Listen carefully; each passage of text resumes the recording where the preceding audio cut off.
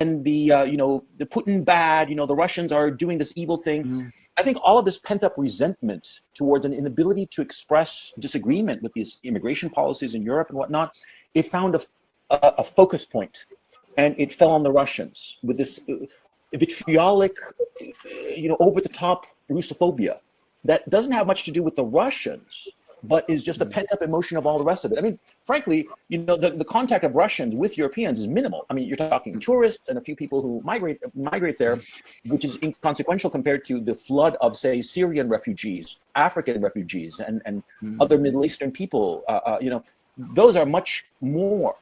But everybody in Europe is taught not to be racist towards them, and so they turn to the Russians. And I think you may have a point, but what worries me, what worries me about this, and by the way, I think this is where there is a difference between Europe and the US, because it seems to me, and I mean, reading things in the US, I think there's less of this in the US. Yeah, it is. The problem is in Europe. This problem, this Russophobic wave, is a recurring pattern. You follow our history. I mean, every couple of decades, somebody comes along and tries to unite Europe and then march on Russia. We seem to do this to ourselves time and time again.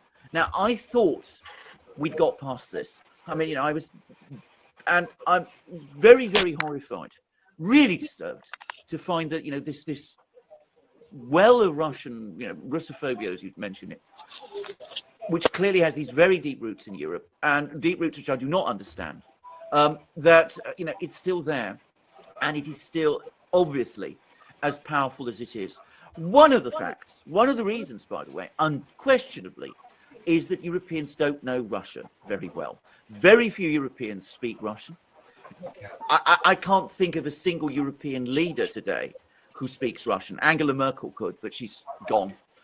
And, maybe some of the East European leaders do. But, generally speaking, if you're talking about Western Europe, the ignorance of Russia is profound. We know a little Russian music, Tchaikovsky.